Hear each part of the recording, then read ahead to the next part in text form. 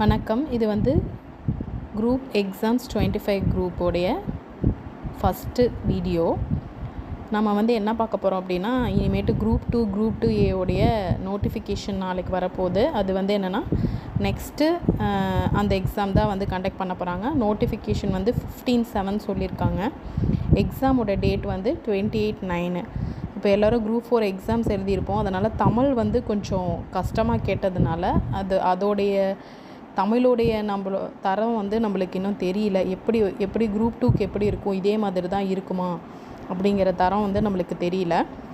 அதனால் நம்ம வந்து அது வந்து ஃபைனலைஸ் ஆகிற வரையிலும் நம்ம வந்து சும்மா இருக்காமல் நம்மளுடைய இதை வந்து ஜிஎஸ்க்கு மோட்டிவ் பண்ணி போயிட்டே இருந்தோம் அப்படின்னா கரெக்டாக நம்ம தமிழ் கடைசியாக கூட படிச்சுக்கலாம். ஸோ ஃபஸ்ட்டு வந்து நம்ம என்ன ஸ்டார்ட் பண்ணலாம் அப்படின்னா எக்கனாமிக்ஸ் வந்து ஸ்டார்ட் பண்ணலாம்.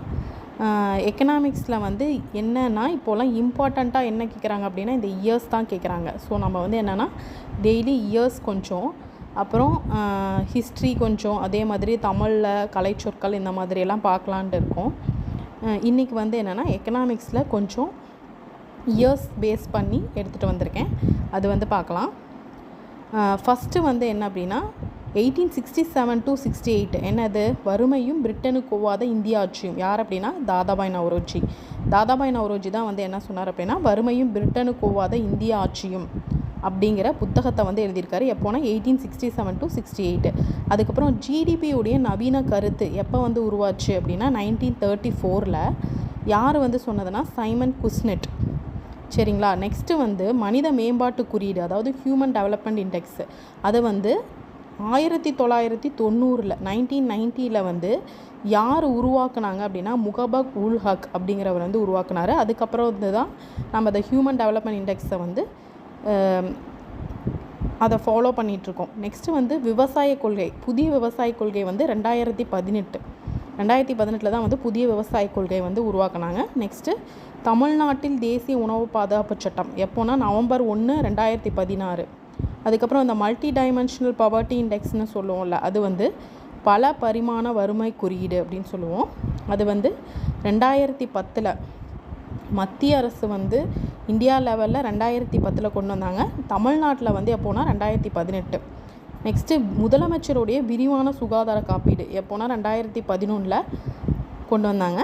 அதே மாதிரி இப்போ விவசாய கொள்கை வந்து 2018. அதே மாதிரி புதிய வேளாண் கொள்கை அதுவும் வந்து 2018 தான் மத்திய அரசு கொண்டு வந்தது. தேசிய உணவு பாதுகாப்பு சட்டம் எப்போ அப்படின்னா 2013.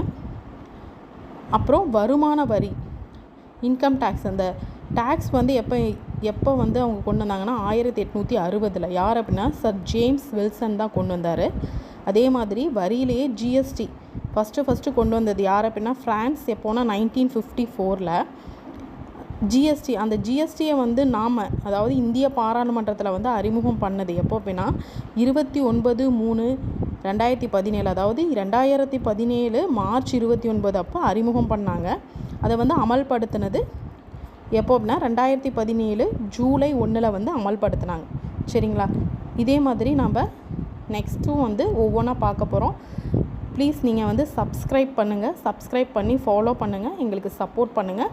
நான் நிறையா இனிமேட்டு டெய்லியும் ஏதாவது ஒரு டாப்பிக்கோட உங்களுக்கு வந்து கொண்டுட்டு வந்து தரேன். அதே மாதிரி ஸ்க்ரீன்ஷாட் எடுத்து வச்சுக்கோங்க. தேங்க்யூ.